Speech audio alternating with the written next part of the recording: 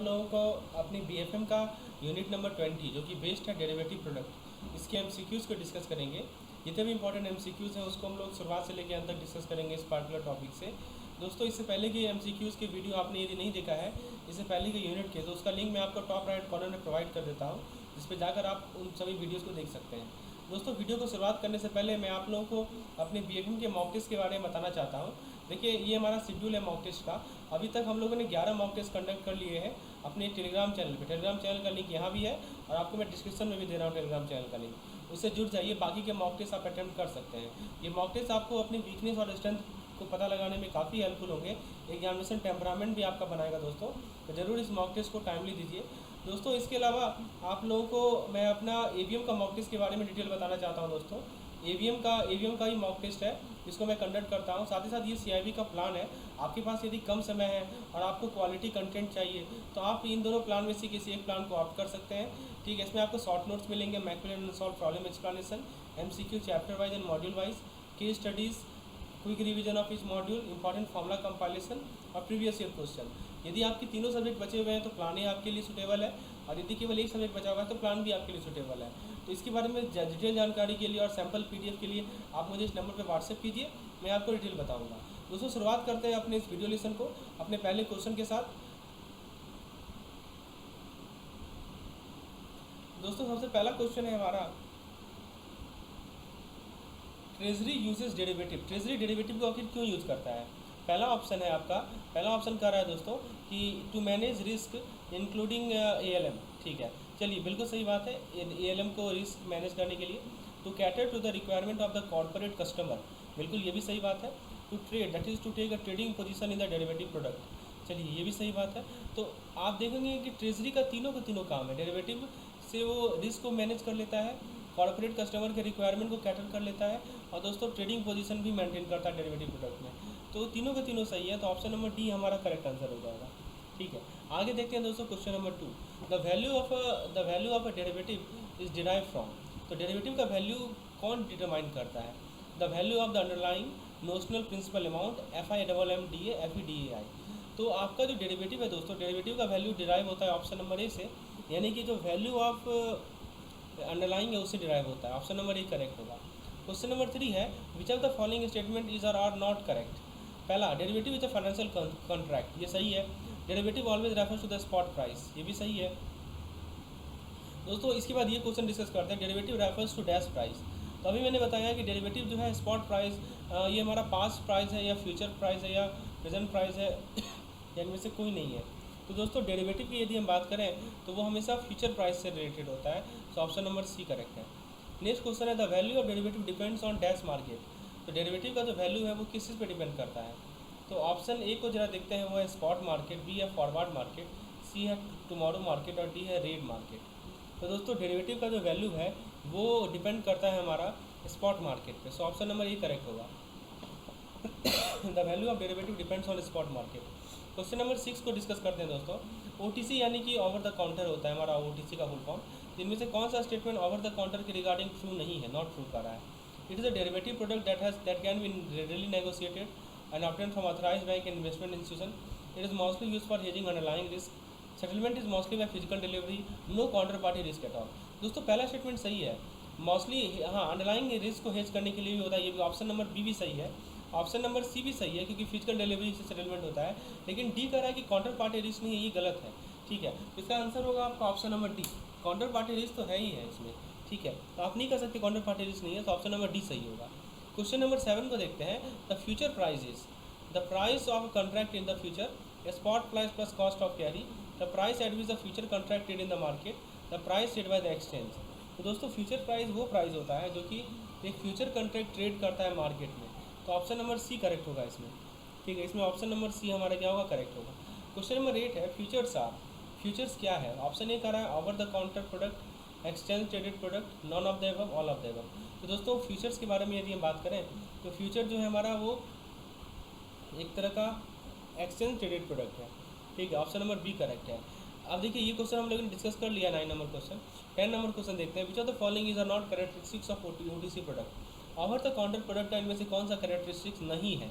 पहला कह रहा है कस्टमाइज कॉन्ट्रैक्ट, दूसरा कह रहा है नेगोशिएटेड प्राइसिंग, तीसरा कह रहा है नो काउंटर पार्टी रिस्क, चौथा कह रहा है अवेलेबल फ्रॉम बैंक और फाइनेंशियल इंस्टीट्यूशन। तो बताइए दोस्तों कैसा इसमें, देखिए ऑप्शन नंबर सी सही है इसमें, क्योंकि काउंटर पार्टी रिस्क तो होता है ओटीसी में और आपको रॉन्ग बताना है, तो इसलिए ऑप्शन नंबर सी करेक्ट होगा। ठीक है, तो इसमें सी मान लीजिए। आगे देखते हैं क्वेश्चन नंबर 11 को। क्वेश्चन नंबर 11 में आपसे कह रहा है derivative can be OTC product only, exchange traded product only, OTC product और exchange traded product, always OTC product and exchange traded product combined. तो डेरिवेटिव जो होता है दोस्तों वो आपका या तो ओटीसी प्रोडक्ट होगा या तो एक्सचेंज ट्रेडेड प्रोडक्ट होगा। ठीक है, ओनली नहीं चलेगा, या तो ओटीसी भी हो सकता है या एक्सचेंज ट्रेडेड प्रोडक्ट भी हो सकता है। तो इसीलिए हमारा ऑप्शन नंबर सी सही होगा यहाँ पे। आगे देखते हैं फॉरवर्ड कॉन्ट्रैक्ट और डैश वाइल फ्यूचर कॉन्ट्रैक्ट और डैश प्रोडक्ट्स।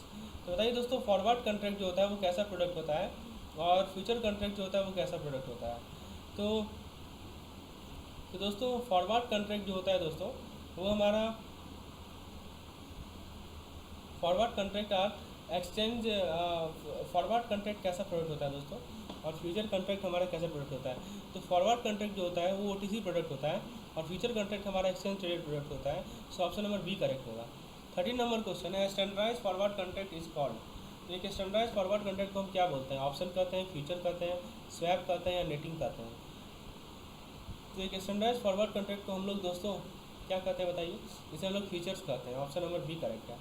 14 नंबर क्वेश्चन है ओटीसी प्रोडक्ट का कौन सा कैरेक्टरिस्टिक्स नहीं है, सॉरी ईटीएफ प्रोडक्ट है, एक्सचेंज ट्रेडेड प्रोडक्ट का नॉट कैरेक्टरिस्टिक्स। स्टैंडर्डाइज प्रोडक्ट है no counter party risk, product are for specific period, can be settled on any trading day. तो बताइए दोस्तों एक्सचेंज ट्रेडेड प्रोडक्ट का इनमें से कौन सा कैरेक्टरिस्टिक्स नहीं है। तो सबसे इसमें इंपॉर्टेंट है कि जो अपना एक्सचेंज ट्रेडेड प्रोडक्ट होता है दोस्तों उसमें आपका काउंटर पार्टी रिस्क तो नहीं होता है, ये सही है। स्टैंडर्ड प्रोडक्ट भी होता है, ये स्पेसिफिक पीरियड के लिए भी होता है, लेकिन कह रहा है कि एनी ट्रेडिंग डे, ये गलत है। उसका अपना दोस्तों ट्रेडिंग डे फिक्स होता है। ठीक है, तो यहाँ पे आप एनी ट्रेडिंग डे नहीं कर सकते हैं, तो ऑप्शन नंबर डी गलत है आपका। ठीक है, यहाँ पे क्या है दोस्तों, ऑप्शन नंबर डी रॉन्ग है। चलिए, तो इसीलिए हमारा इसका करेक्ट आंसर होगा ऑप्शन नंबर डी। आगे देखते हैं future contract can be settled. Option A है, ऑप्शन देखते हैं only by delivery, only by cash encashment, either by delivery और कैश सेटलमेंट, और डी का नन ऑफ द अबव। दोस्तों फ्यूचर कॉन्ट्रैक्ट को यदि आपको सेटल करना है तो या तो आप डिलीवरी से कर सकते हो या कैश सेटलमेंट से कर सकते हो। So option number C correct होगा यहाँ पे। ठीक है, आगे देखते हैं which of the following statement is correct regarding the settlement of OTC and exchange traded product. OTC derivative and exchange trade derivative are mostly settled by cash. दोस्तों देखिए ओटीसी और मैं आपको ईटी के बारे में बता दूँ। ओटीसी जो होता है वो आपका फिजिकल डिलीवरी होता है और आपका एक्सचेंज ट्रेडेड जो डेरिवेटिव होता है वो कैश पे होता है। ठीक है, तो ऑप्शन नंबर सी को आप पढ़िए, वही लिखा हुआ है यहाँ पे। ठीक है, लिखा है ना ओटीसी डेरिवेटिव और mostly settled bye physical delivery and exchange trade derivative mostly settled in cash. तो ऑप्शन नंबर सी सही होगा यहाँ पे। ठीक है, चलिए आगे देखते हैं future contract can be settled. तो मैंने भी अभी बताया कि फ्यूचर कॉन्ट्रैक्ट को सेटल करना है तो दोनों तरीका है आपके पास, या तो आप डिलीवरी करवाइए या कैश सेटलमेंट करवाइए। ठीक है, तो ऑप्शन नंबर सी सही होगा। नेक्स्ट क्वेश्चन है ओटीसी और एक्सचेंज ट्रेडेड प्रोडक्ट के बारे में कौन सा स्टेटमेंट करेक्ट है रिगार्डिंग यूज। तो दोस्तों देखिए ट्रेड ओटीसी को ये आपको पता होना चाहिए, ओटीसी और ईटीएफ में ईटी में डिफरेंस पता होना चाहिए।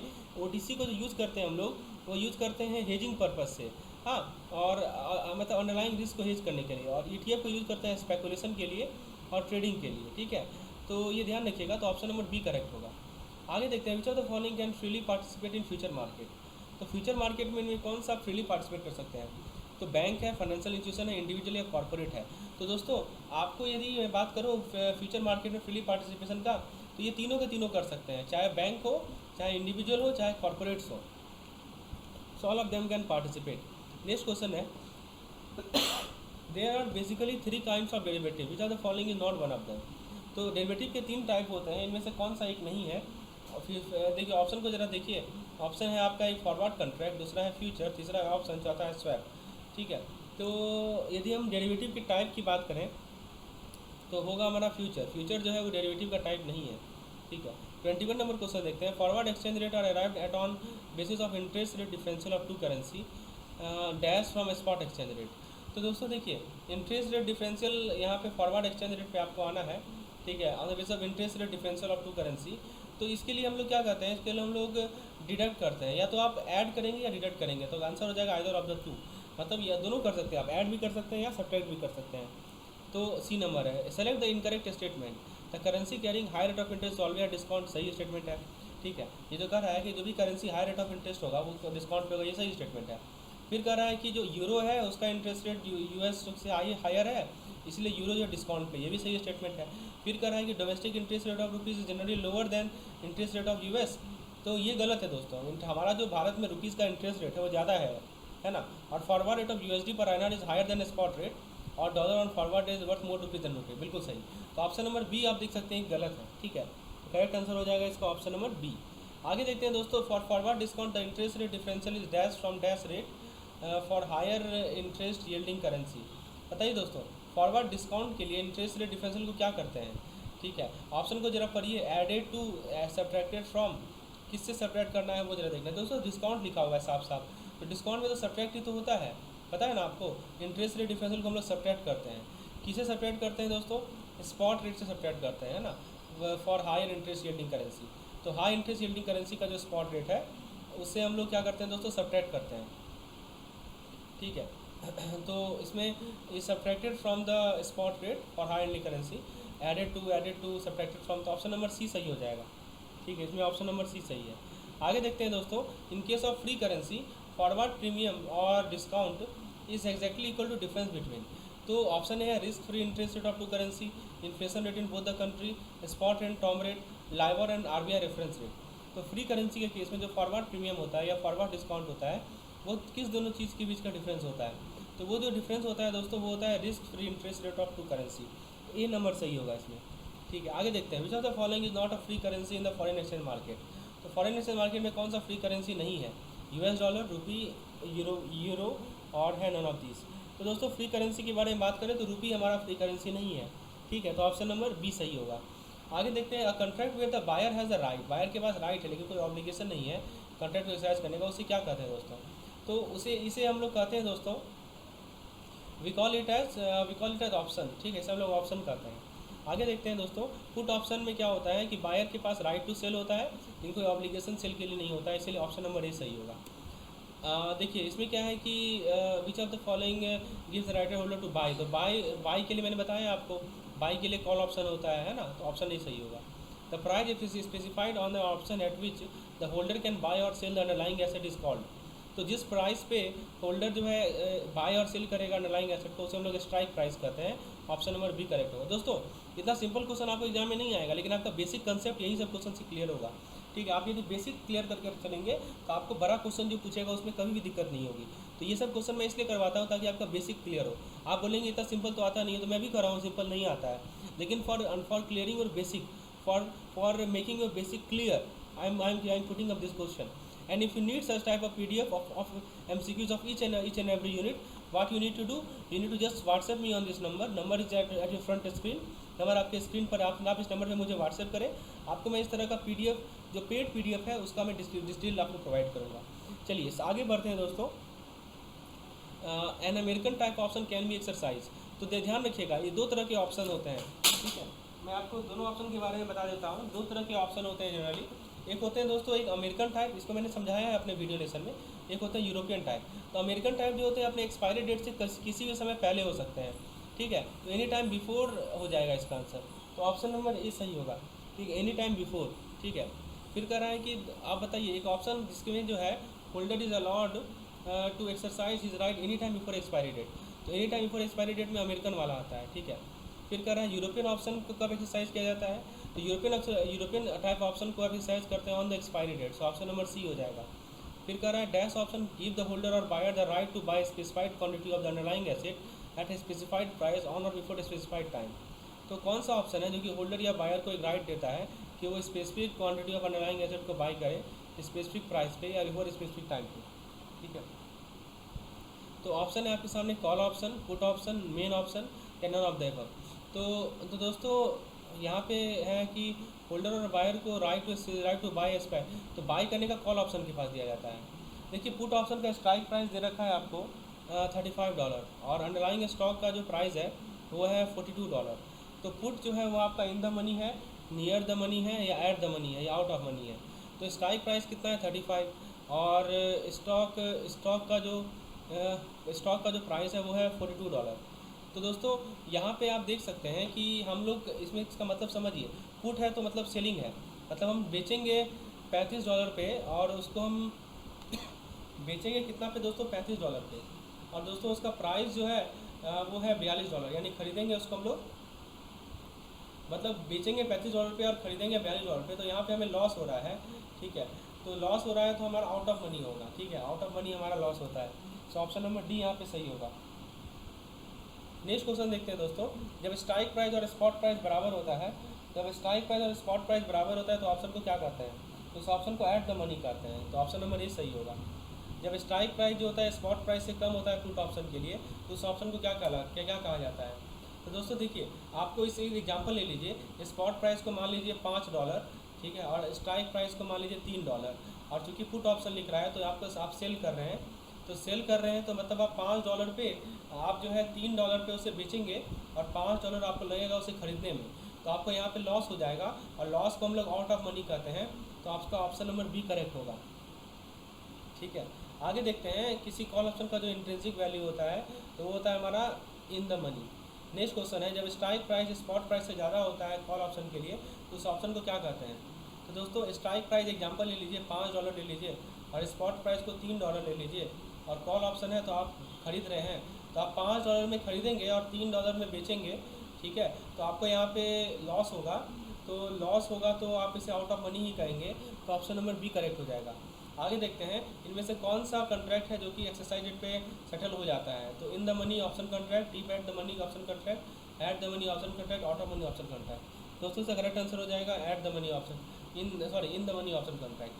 देखिए ये क्वेश्चन बढ़िया है। कॉल ऑप्शन में कह रहा है कि आपने $50,000 का स्ट्राइक प्राइस ₹65 पे खरीदा, स्पॉट प्राइस दिया हुआ है ₹66, तो कैसा ऑप्शन है। तो दोस्तों सिंपल सा क्वेश्चन है, कॉल ऑप्शन हो रहा है, आप खरीद रहे हैं इस ₹65 पर डॉलर के हिसाब से रेट से आप खरीद रहे हैं, और उसे आप बेच रहे हैं 66 पे, तो आपको प्रॉफिट हो रहा है। तो प्रॉफिट हो रहा है तो दोस्तों उसे हम लोग कहते हैं इन द मनी ऑप्शन। ठीक है, चलिए फिर मान लीजिए कि स्पॉट प्राइस आप चेंज हो गया 64, आपका स्ट्राइक प्राइस अभी भी 65 है, स्पॉट प्राइस को हमने 64 कर दिया, यानी कि आप खरीद रहे हैं ₹65 में और बेच रहे हैं ₹64 में, तो आपको लॉस हो रहा है, तो आउट ऑफ मनी हो जाएगा। आप देखिए स्पॉट प्राइस को मैंने 65 कर दिया, तो खरीद रहे हैं 65 में, बेच रहे हैं 65 में, तो ऐट द मनी हो जाएगा। अब देखिए ये बढ़िया क्वेश्चन है। ठीक है, एक्स सेलर है ऑप्शन का, वाई बायर है ऑप्शन का। तो ऑप्शन कॉन्ट्रैक्ट में क्या कहा गया है कि buyer can buy the $1,00,000 at a strike price of 45 पर $। तो इस कॉन्ट्रैक्ट में किसके पास राइट है। तो देखिए साफ साफ लिखा हुआ है, एक्स सेलर है तो एक्स के पास राइट होगा, तो वाई बायर है तो वाई के पास राइट होगा बाई करने का, है ना।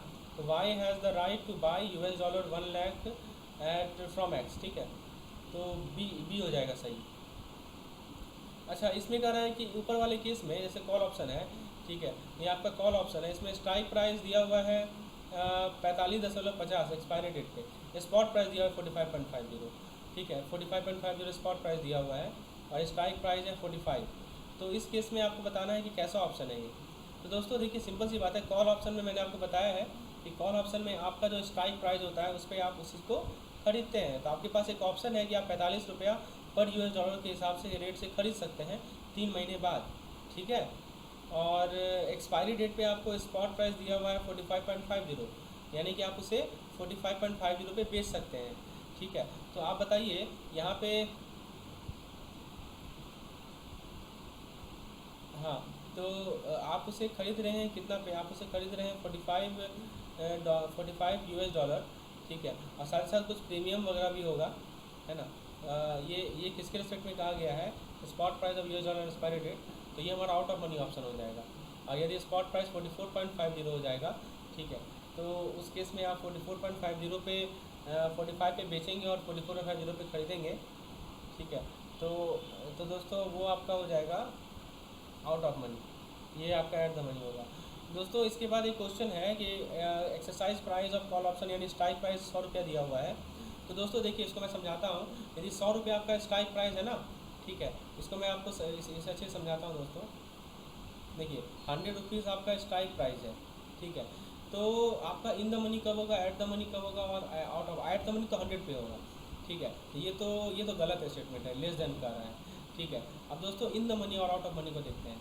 तो आपका पहले देख लीजिए कॉल ऑप्शन है, तो कॉल ऑप्शन है तो मतलब आप ₹100 पे खरीदेंगे, तो ₹100 पे यदि आप खरीदेंगे तो आउट ऑफ तो प्रॉफिट होने के लिए क्या है, प्रॉफिट होने के लिए आप उसे ज़्यादा रुपए में बेचेंगे, तो प्रॉफिट होने के लिए जो आपका स्टॉक प्राइस है वो 100 से ज़्यादा होगा, तो 100 से ज़्यादा मतलब इन द मनी होगा, ठीक है। और प्रॉफिट प्राइस जो आपका यदि 100 से कम है, स्टॉक प्राइस यदि 100 से कम है, तो वो हो जाएगा हमारा आउट ऑफ मनी, ठीक है, आउट ऑफ मनी। तो एक है हमारा इन द मनी और एक है हमारा आउट ऑफ मनी। तो ऑप्शन ही कर रहा है कि इन द मनी जो स्टॉक प्राइस मोर देन 100, ये सही स्टेटमेंट है। फिर out of money stock less than, ये भी सही स्टेटमेंट है। तो ए और डी सही है, चलिए हमारा ई नंबर सही होगा, ठीक है, ऑप्शन नंबर ई सही होगा। आगे देखते हैं, कॉस्ट वन पे फॉर ऑप्शन इज कॉल्ड। तो एक ऑप्शन के लिए जो कॉस्ट पे करना पड़ता है उसे हम लोग क्या करते हैं, प्रीमियम करते हैं, उसे हम लोग मार्जिन करते हैं, प्रीमियम करते हैं, सॉरी प्रीमियम करते हैं। ऑप्शन प्रीमियम का मतलब क्या है कि जो प्रीमियम है जो कि एक्सरसाइज प्राइस पे देना पड़ता है बायर को, उसे हम लोग करते हैं। ऑप्शन नंबर बी करेक्ट होगा। ऑप्शन का 2 लेग होता है, ठीक है, ऑप्शन नंबर बी करेक्ट है। स्पॉट प्राइस दिया हुआ है आपको इतना 75.60/70, स्ट्राइक प्राइस दे रखा है आपको 75.00। आपको पता है ना, बाय लो सेल हाई का मैक्सिम लागू होता है इन सभी केसेस में। 1 मंथ कॉल ऑप्शन प्रीमियम दे रखा है 0.25 रुपीज़, एक्सपायरी डेट दे रखा है 28 ऑफ द मंथ। इसे आप भूल जाइए, ये गलती से यहाँ 51 लिखा गया है दोस्तों, इस 51 को आप इग्नोर कीजिए। On 10th of the month, उस महीने के 10वें तारीख को यदि कस्टमर ने एक कॉल ऑप्शन बुक किया, एक कॉल ऑप्शन मतलब कि $2000 का बुक किया, ठीक है, और कस्टमर अपना कॉल ऑप्शन को एक्सरसाइज करेगा एक्सपायरी डेट पे, when the spot rate is $1 is equal to, expiry date में स्पॉट रेट देखिए क्या हो गया है, 75.40 हो गया ऑब्लिक 75.50 हो गया। तो कितना प्रॉफिट या लॉस वो बनाएगा। तो दोस्तों इसका सॉल्यूशन देखते हैं हम लोग। तो आपके सामने 4 ऑप्शन दिया गया है। तो कस्टमर जो है उस $US को किस रेट पे खरीदेगा बताइए। तो देखिए $1 जो है वो है 75.40 ऑब्लिक 75.50, ठीक है, और करंट रेट कितना है, करंट रेट है आपका, करंट रेट है 75.50। अब देखिए उसको स्ट्राइक प्राइस है 75 का, मतलब वो 75 पे खरीद सकता है ना, उसके पास राइट है 10वां तारीख को 10th ऑफ द मंथ वो उसे स्ट्राइक प्राइस यानी 75 पे वो खरीद सकता है, और करंट रेट है 75.50, है ना, 75.50 आपका करंट रेट है। तो उसको प्रॉफिट कितना का हो रहा है, देखिए उसको प्रॉफिट हो रहा है 0.50 का, है ना, क्योंकि 75 पे खरीद के 75.50 पे वो बेच देगा, ऐसा तो कर ही सकता है वो। तो आप देख सकते हैं कि एक पर डॉलर है और एक कॉल ऑप्शन में $2000 है, तो टोटल प्रॉफिट कितना हो जाएगा, 1000 इंडियन रुपीज़ का। यदि मान लीजिए सेम क्वेश्चन है, यहाँ पे अपने कॉल ऑप्शन को एक्सपायरी डेट पे वो एक्सरसाइज करता है, तो स्पॉट रेट आपको दिया हुआ है, ठीक है, स्पॉट रेट आपको दिया हुआ है दोस्तों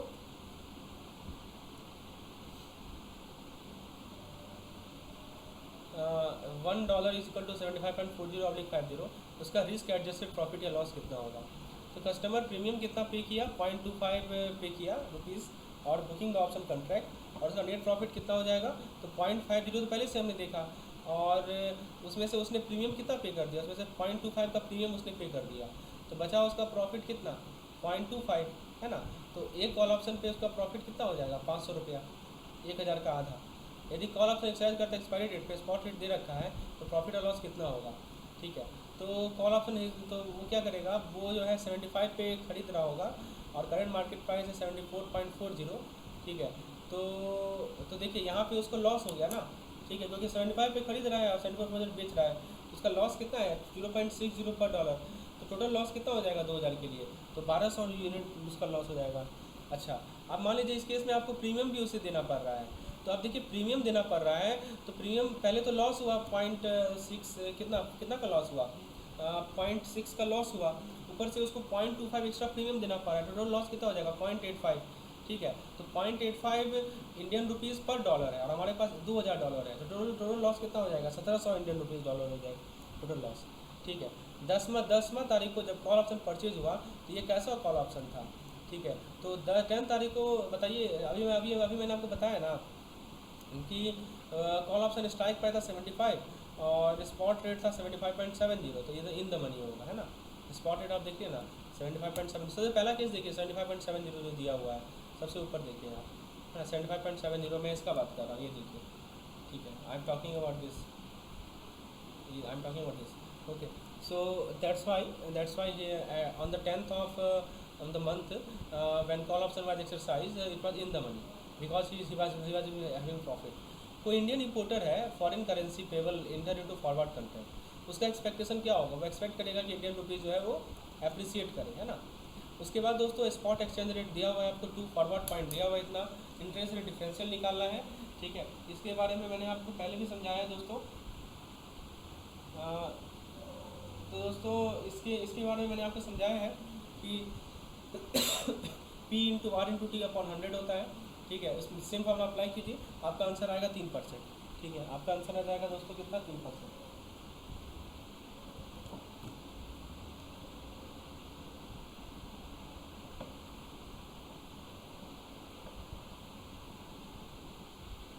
सॉरी 5% आंसर आएगा दोस्तों इसमें।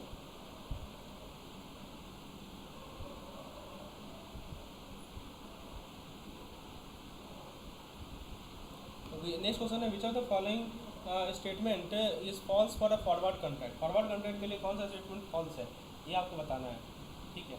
तो दोस्तों फॉरवर्ड कॉन्ट्रैक्ट की यदि हम बात करें, ओटीसी प्रोडक्ट होता है, गलत है, ठीक है।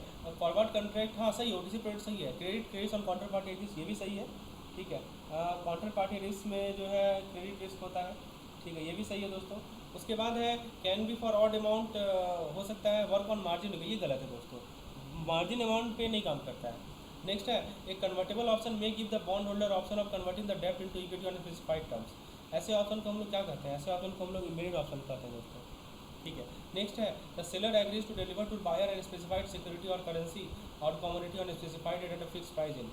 तो वो किस में होता है दोस्तों, सेलर जहाँ पे एग्री करता है कि वो स्पेसिफाइड डेट को स्पेसिफाइड सिक्योरिटी करेंसी दे देगा, उसको क्या बोलते हैं, उसको हम लोग बोलते हैं futures. A contract traded on exchange to make or take delivery of commodity is known as, तो उसे फ्यूचर कहते हैं। A currency feature or forward contract with a standard size, standard maturity, traded on exchange, तो तीनों सही है, ठीक है। A currency feature is not, option A traded on future exchange, special type of forward contract of a standard size available in India, option D not available in India। A forward currency future contract differs from foreign currency forward contract in that future contract are traded on organized exchange, have 4 maturity date per year, can be for any amount, all of the above। दोस्तों इसमें option ये सही है, organise exchange पे होता है। A future contract is a type of bond that specifies the amount of interest that must be paid on the loan at a future point in time. It is an agreement to buy or sell a commodity at a specified price at a specified point in time. It is a partnership agreement between the two parties that determines their future business relationship. D none of the above। दोस्तों B number सही है इसमें। Next question है underlying for future contract is that presently permitted in India. तो future contract के लिए जो underlying permit है वो है दोस्तों हमारा ऑप्शन है, यानी USD पर आएगा। Which of the following is false? Future contract are more liquid than forward contract. Future contract are mark to market. Future contract allow fewer delivery options than forward contract. Future contract trade on financial exchange। दोस्तों option number ये सही है, गलत है कि future contract are more liquid than forward contract. Which of the following financial future contract are traded in United state.